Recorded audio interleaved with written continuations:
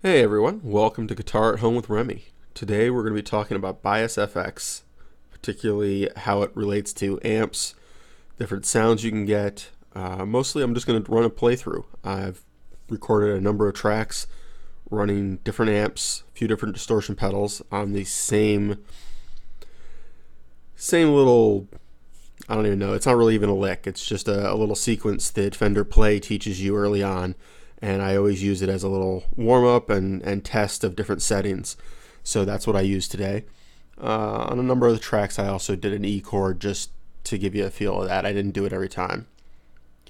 So without further ado, we're going to run a playthrough, and after that, a little discussion about other things you can do, and we'll leave it at that because there's so much here we could talk for hours, and I'm sure there will be future videos showing different things that Bias FX can do. Pretty much, if you can do it with an amp and pedals, Bias FX can do it.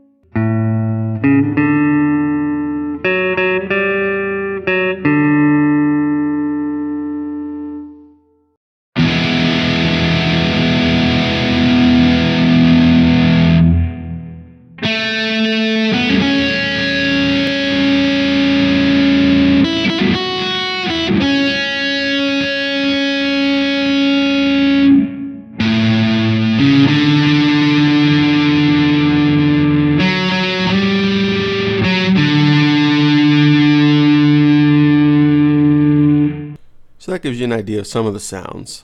I just want to talk real quick about what Bias FX does, how it works, what it offers in general. So you can see the signal chain here. This is a pretty basic setup, although you would normally run 3 different distortion pedals at once. But you can always do things like dual signal chain, where you've got dual amps and it is fully stereo capable. So if you have an effect that's stereo, it is in stereo. And the splitter and mixer here are all the usual stuff. You could put in pedals before, pedals after. You've got the pedal board version. The only thing I don't like, you can't move these. See, I can't shuffle the actual pedals, so they're always in whatever order it decides on, which means you can't do something like stick your EQ over here out of the way and line up your distortions and the things you mess with all in one area. You can't do things like that, which is kind of annoying, but However, what you can do, so remember this grid?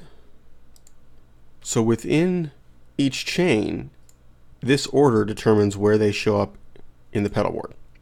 As long as the order isn't super important for your tone, which, I mean, usually it is, but if it isn't, like in the case of doing multiple distortion pedals, you're only going to run one of at a time, you can put them in different places. I sprung for the professional one.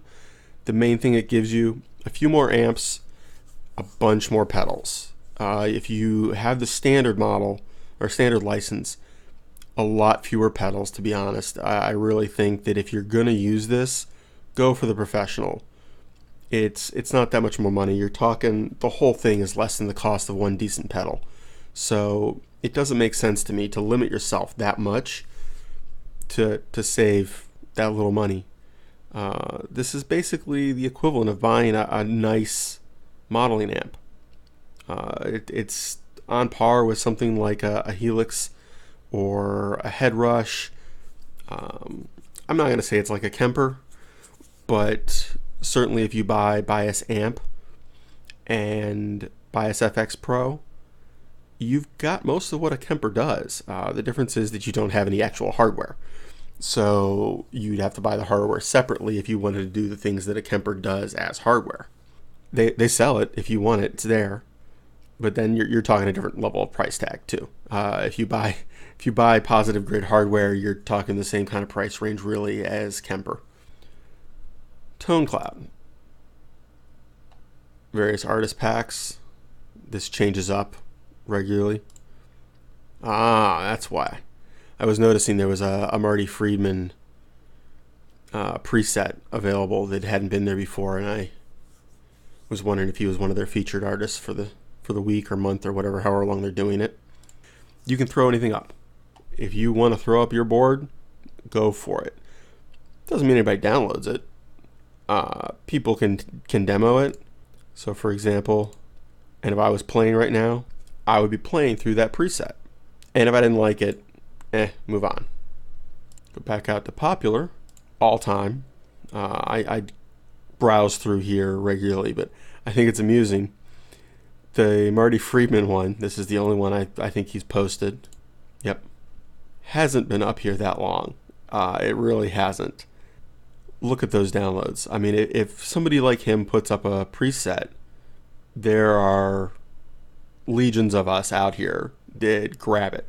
If you're not a known name, luck of the draw. You know, you're up there on the new releases. People try it. People like it. People don't like it.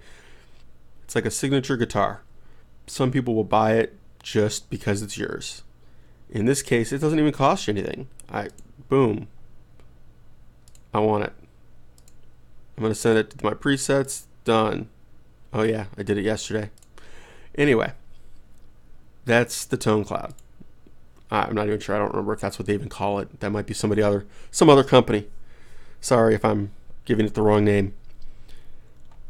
Input levels, output levels. You can turn on their in-system EQ. Think of this like a general mixing board down here with some presets. For example, let me go out to something with pedals. Boom. Now I want to turn that one on. I want to turn that one on. Boom. And we're going to turn that off. We're going to turn this on. We're going to turn off the EQ. Boom.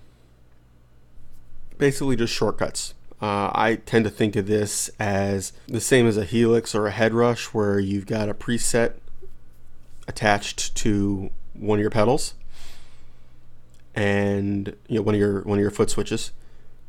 Boom, switches everything in the signal chain to that preset. It can't go between presets, global presets here. But if you've got something in this chain that you want to change, including volume controls on the amp, anything like that, anything that stays in this preset, in this world, you can change it. And you've got 8 of them. Their noise gate down here, excellent. It works very well and saves you from having to have a pedal up here in the chain that just adds one more thing to this. So thank you for listening. I hope you enjoyed it. Have fun. Keep playing all. Talk to you next week.